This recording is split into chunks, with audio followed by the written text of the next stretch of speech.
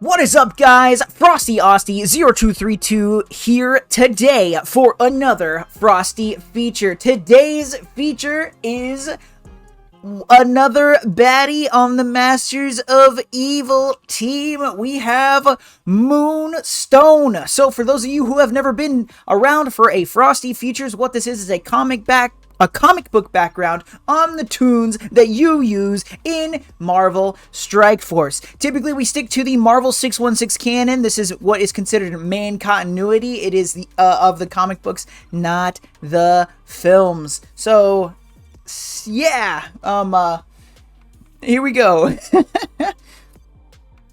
According to Scopely, here is an excerpt from a blog post that describes who Moonstone is. Carla Sofin was a renowned psychiatrist who took pleasure in manipulating her patients into paranoia rather than helping them. She used her master hypnosis abilities to force the body of Lloyd Block, the villain known as Moonstone, to reject the stone that gave him his power. Once in possession of the Moonstone, Carla's body absorbed it, making her the new Moonstone and granting her spectacular abilities including flight, super strength, speed, intangibility, and photon blasts. As Moonstone, she joined the Masters of Evil and fought against Captain Marvel and the Avengers, and although Moonstone has fought on the side of the heroes on occasion, she returns to her villainous ways when the ends suit her. So that's what Scopely had to say about Moonstone, and we are going to come back on that after I speak my piece, you know? Here we go. This is Moonstone. Name, Carla Sofin in the 616. That is totally correct. She does have a doctor, so she's Dr. Carla Sofin. She is a psychiatrist, psychologist, depending on which issues you're reading. First appears Captain America 192 in 1975. This is before she is a she is a villain before she's a super villain. So she uses her psychologist skills and manipulating ways to kind of get things that she wants. But she originally she runs around in tights and has guns until she gets the Moonstone power. So she actually shows up before she's Moonstone. Powers/abilities. This seems to be a little bit all over. It's kind of like Captain Marvel, where it's kind of like Captain Marvel in the sense that it's sort of all over the place. So she is superhuman in every way, so she just across the board, super strength, super reflexes, super speed, etc. We've talked about this a few times on Frosty Features. She has the power of flight. So, the blog post mentioned photon blast. Yes, she has photon blast. So the way they describe it, she can go intangibility, so she has some sort of molecular manipulation, because she can also she powers her suit into existence, whatever suit she's wearing. And the Moonstone armor, when she absorbs Moonstone, she absorbs that into her, so it kind of comes from her. So she has a form of molecular manipulation that lets her go intangible, which was referred to in the blog post. But also the gravity manipulation is actually really important contextually in like her story. So it's something important to kind of throw out there as well, because black holes, are a topic of conversation. But yes, so at the end of the day, however they want to try to explain it, the comic book version of science, she has very similar powers to Captain Marvel. They're typically explained different, whatever, but at the end of the day, they kind of look like the same person, especially when she's wearing, because she, well, here we go, she goes by Captain Marvel and Miss Marvel at times.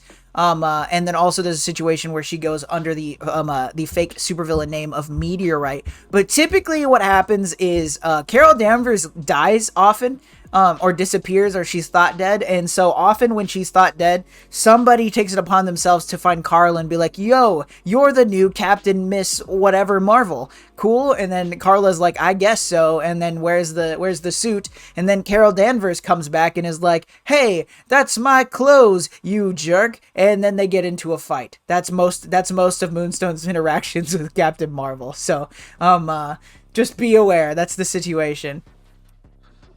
Affiliations, most notably is the Thunderbolts, which I know a lot of people have been wanting Thunderbolts to come to the Marvel Strike Force, and with Rebirth and Masters of Evil and Gamma, a lot of the main Thunderbolts characters have been kind of split up, but most notably she's from Thunderbolts. She is a part of the Masters of Evil, 2 different versions of the Masters of Evil, in fact, and she is also notably a part of Hammer, and she also is in a lot of situations where she hunts AIM a lot. She's not part of AIM, but she hunts them. So part of Hammer as well.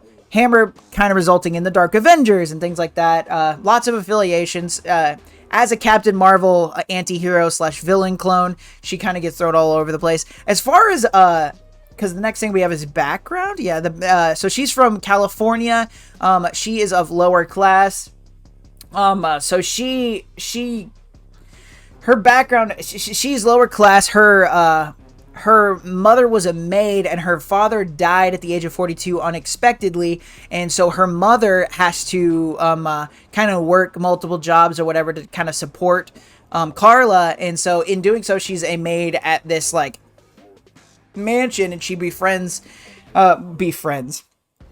so ultimately she's of lower means and she wants to not be of lower means. So her main thing as a character is that she wants to be better than everybody else. She wants to be financially stable. She never wants to want for anything. So her big thing is to become more powerful, literally and figuratively. More money, more strength, all sounds good to her. So in essence, she's very greedy, and she will do whatever she will do anything as long as it benefits her in the long run, right? So that's really important to remember, especially like moving forward. So she has this childhood friend. Call it a friend, really not. But yes, but no. And what it is her mother's working in this mansion, and the owners of the mansion have a daughter, so she's kind of forced to play with this daughter. And this is when Carla's like, hey, I can manipulate the living crap out of this chick. So throughout her whole life, she has this really fun situation where she is just spending all this time manipulating this girl who she kind of views as a friend, and as it comes up a little bit later, she kind of says they're not friends. It's kind of odd, but anyway, so she has this friend. We'll talk about that friend in a bit. Who died? Her parents. So her dad dies when, which I was really surprised this wasn't mentioned in the blog post. So her dad dies early, right? And so her mother has to work. Her mother works like 3 jobs to put her through college, and she becomes a psychiatrist or whatever. And then after, she uses her psychology degree to kind of like push through and to get to Lloyd Block. And what she does because in the blog post it referenced that she used her ways to make his body reject it. What she did was she made Lloyd hate his body. She essentially body shamed him to a point where he hated himself so much that this magical stone that bonded with his body was like, yeah, I don't want to be a part of this anymore. And then she takes it, and that's how she becomes Moonstone, right? So she starts being a villain because she's, like I said, she's super greedy. And as she's doing this, eventually she's done so many things. She kills a lot of people, and she gets really ashamed of who she is. So what her another thing I thought was crazy, wasn't in a blog post. So I said her parents, not her parent. So she does this really cool thing where she just kills her mother because she is ashamed of who she is as Moonstone, and she doesn't want her mother to be disappointed or ashamed of what Carla is doing with her powers. So she more or less kills her in her sleep so that she doesn't have to witness any of the atrocities that she is committing as a character. So with that, because the word anti-hero gets thrown around with Moonstone a lot, because she had this like good reason to kill her mother, but to me she's firmly submitted as a villain. But she sometimes does good things, but once again, it's typically for personal gain. Otherworldly. So in the past few Frosty features, we've had a bunch of characters, especially the Masters of Evil characters. They are these characters that have popped up, and they have the same thing happen to them over and over and over and over. One going to prison, I think it was Titania, going to prison over and over and over and over. or, you know, being put up against a specific hero over and over and over, just the same plot line constantly. Moonstone gets knocked to alter Earths. So alternate versions of Earth, she goes to Counter Earth, she goes to a different type of anti-Earth over and over. So more than likely, if you read a Moonstone bit, she's either being recruited into a team, which is this next part, Osborn and Zemo. She's either being recruited into a new team, or she's getting hit so hard she ends up in an alternate version of Earth. Those are your main plot lines for Moonstone. So, Norman Osborn and Baron Zemo, two very big people in the Marvel Universe, putting together different forms of evil teams, mostly.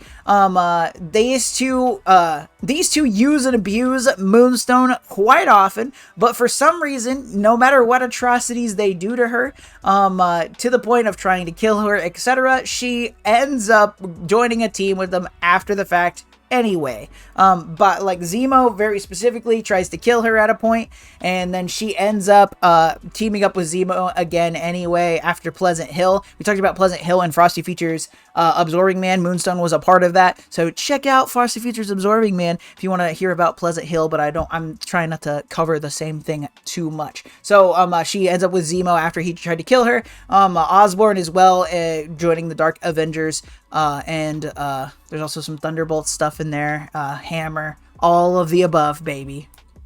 Next, relationships. Marion and Carl Soffen are her parents that died / she killed. Clint Barton, she actually had while she was, Hawkeye, Clint Barton, led the Thunderbolts for a period of time. During this time, Carla and Clint Barton had a romantic relationship, which I find pretty interesting, especially the way the MCU portrays Hawkeye, is that he's this big family man, and he's got his wife, and he's super dedicated or whatever. In the comics, it's not necessarily the same thing. So they do have a relationship while they are both part of the Thunderbolts. Hawkeye gets kicked out of the Avengers, but this isn't Frosty Features Hawkeye. Carol Danvers is her kind of her rival. They pretty much look the same. They have similar power sets, and most stories with Moonstone end up with Captain Marvel kind of showing up and just kind of being like, hey, you look like me and you have powers like me, time to fight. As is the MCU way, as is the comics way. Notable events. The Hulk. What do you do? Person watching this video, if you're given powers, what's the first thing you should do? In Carla's situation, it's go fight the Hulk, right? So this isn't the best move for anyone. If anybody knows anything about Bruce Banner, about the Hulk, you don't start with him, right? He is not your number one person to go on. But so she gets the Moonstone, and she's like, well, I'm gonna be a mercenary. So she gets hired by the corporation, and she is going to go steal. So especially back in like the 70s, when a lot of the villains were like, hey, somebody's gonna pay me money to steal this piece of weaponry so that they can sell it. So I'm gonna try to get this. In this one, it's called the Gamma Vader. Yes, the Gamma Vader. I don't know what it does, but she needs to steal it. So she goes to this Gamma base. First thing out the gate with her new powers. She goes to this Gamma base to steal the Gamma Vader, and she runs into Doc Samson, who is a really cool person. It would be neat to see him in Marvel Strike Force. Gamma would have been a really good spot for him. But she runs into Doc Samson, and she's going under the guise of Carla Soffen, so she's like, I'm a renowned psychologist, blah, blah, blah, blah, blah. And Doc Samson's like, I like you, renowned psychologist. And then at one point, she does something, and it angers the Hulk, because that's kind of, especially in the 70s, Hulk was pretty much always angry all the time, as is his power set. So she kind of angers the Hulk, and ends up getting in this big fight with him. And at first, she's kind of slapping him around, but as the Hulk works, as you slap around the Hulk, he gets more angry and therefore more powerful. Hulk ends up kind of starting to turn the tide, and then Doc Samson's like, oh no, I'll help you, Carla. And then he starts kind of helping out, and then as it keeps going, the Hulk keeps getting stronger, ends up taking her out, just hardcore destroying her, and exposes her for what she is. And she ends up getting away, as most people do with the Hulk.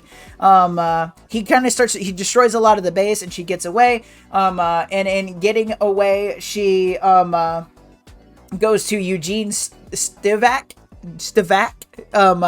He is a member of the corporation. He's sort of a higher up, and he's like, all right, this is what we're gonna do. He wants to kill Captain America really bad, right? So he's like, okay, well, that didn't work out. So I heard that the Falcon and the Hulk, because after the rampage at the Gamma base, the Hulk's back, right? So he was captured, and he's being held captive with the Falcon in Antarctica. And I really hate Captain America. I really want to kill Captain America. So if we go in force, the corporation, if we go in force to this base, we'll lure out Captain America and we can kill him. So that's going to be cool. So let's go do that. So they go down to Antarctica. So she already got slapped around by the Hulk once. She goes for a repeat, and she goes in. They start attacking the situation. The Hulk comes out, obviously, the Falcon, and then all of a sudden Captain America shows up. We knew that. And then Marvel Man shows up and shuts that stuff down. The corporation gets absolutely destroyed, even disbanded at that point. And Carla sees this, and she's like, I'm outie, and she runs away, right? So that's a lot of her stuff. She's like, oh, the side I was on is losing, I'm leaving, right? Back to that, only doing things that benefit her. Next, Graviton. Let's talk about a character that would be really cool to see in Marvel Strike Force. Graviton is a super cool character, master of gravity. He's super strong, a big bad, a type of character that'll take out all of the Avengers. Hey guys, I had to break in. I totally forgot that Graviton was in the game. He is so weak and pathetic that I just thought he wasn't in the game. I don't use him, and I forgot he was there. I apologize for me just being blatantly wrong. There is a point where the Avengers are disbanded, and the Thunderbolts are sort of in their place. And so Graviton shows up, and they're fighting. Graviton he has a god complex, and he's like, well, everybody should bow to me because obviously I'm the strongest there is. He might not be wrong. But so the Thunderbolts are fighting him, and then in the middle of the Thunderbolts fighting him, the Ptah, which is an alien race, try to invade Earth. So then all of a sudden Graviton's working with the Thunderbolts, and so they're all fighting with that. And in the midst of the fight, originally with Graviton, Moonstone is like, hey Graviton, you think too small. You're not good with your powers. Like you're just big. You do big movements, but you think too small. You could do so much more with what's going on. And he gets very affected by that. He's not used to somebody talking down to him. And once again, as I said originally, Moonstone technically has gravity-based powers, so he takes this into account. But it actually affects him on that psychological level, as she's known to do. Master Manipulator, don't forget, right? So anyway, they start fighting off the Ptah. Everything is crazy, and things start going south really fast. So Graviton essentially, he builds up an insane gravitational field to kind of kill the Ptah, and then it's implied that it's going to kill himself. He puts too much pressure on himself, black holes out, and it sends the Thunderbolts to a counter Earth. As I said earlier, it sends the Thunderbolts to the counter Earth, except for Songbird, and Graviton's presumed defeated. While in counter Earth, Moonstone finds another Moonstone. One of those things where it's like, oh, I'm in a different reality. The Moonstone also exists here. She gets another Moonstone. It is an immensely powered up, extremely powerful individual, but she becomes very unstable eventually. So she holds the power for a while. They get back to regular Earth. She starts becoming extremely unstable, and the Fixer has to essentially make an extracting gun and pull the Moonstone out of her, and she becomes catatonic. Right? She becomes totally catatonic, eventually coming back, eventually getting the one Moonstone back, getting it back, and then Graviton comes to her and is like, hey, can you please train me? Can you train me to not think small? Train me to be a better version of myself. And if she was a hero, she would have been like, nah, but she's a villain. So she was like, yeah, I'll do it. I'll show you how to be more precise. And in the meantime, Graviton, as a show of force, kills her like best friend, right? Or kills that girl she liked manipulating growing up anyway. And you can see that she's visibly shaking, but she says she doesn't care, and it never actually comes up later, so maybe she doesn't, because she's awful. So anyway, another way they defeat Graviton again. Graviton, at the end of the day, if you just make him try hard enough, he will defeat himself. So that's sort of the thing. Yeah. So those are two notable events. Moonstone's been around for a while. There's some really cool stuff out there, so definitely check out some other issues. Those are just some cool things I wanted to bring up because I really like Graviton, and I thought it was funny that the first thing she did with powers is fight the Hulk. Power level. Marvel Strike Force doesn't care about power levels, but here on Frosty Features we do, and the way we look at them work as such.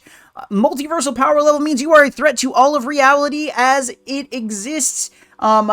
Not just your reality, but another reality, not just your dimension, other dimensions, all at once. All of reality that everyone experiences can be ended by you.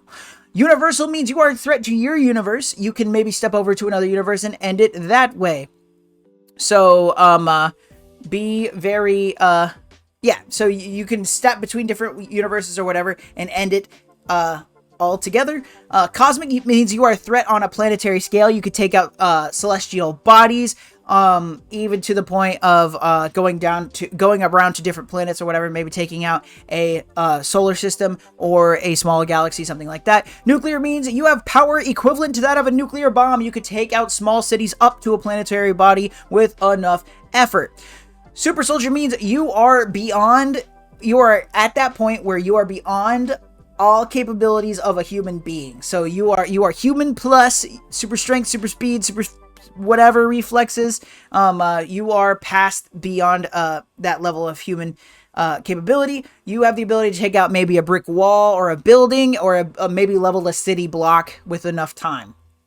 City means you are a human that is trained to your peak. You are a peak human being, and you are highly skilled, maybe in martial arts, maybe with tech or something, but you rely mostly on your abilities as a human being at that peak level. And then there's Greg. Greg's the undead Asgardian that Hela spawns in Marvel Strike Force, and on his own, he isn't that great, and for the sake of argument, we are putting him on, Asgardian physiology aside, we are putting him on human level. He is your average Joe, and if I, a fellow average Joe, came upon him in an alley and I had a bag full of magnets and a lot of determination, I theoretically could take out Greg. So, with all that in mind, in the case of Moonstone, I place her firmly at the nuclear level. She is because your gamma monsters, similar to Hulk, are kind of higher up in the nuclear level. She's sort of lower level nuclear.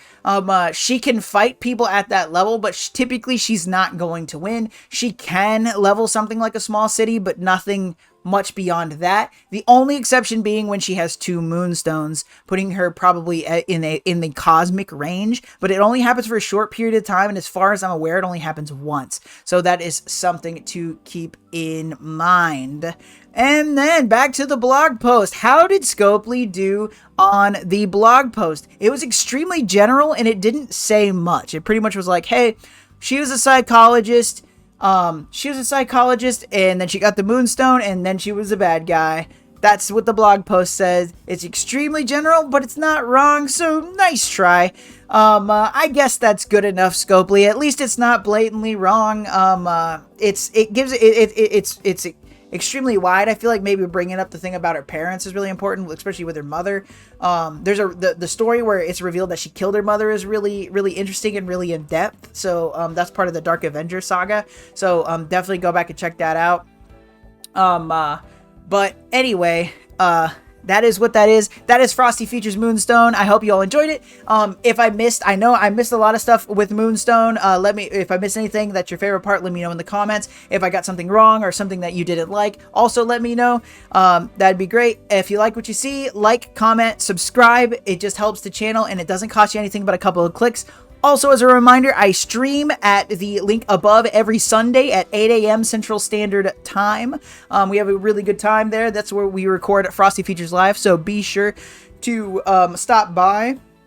It also doesn't cost you anything to follow. So that is Frosty Features today. You all have a wonderful, wonderful week, and most importantly, y'all, stay cool.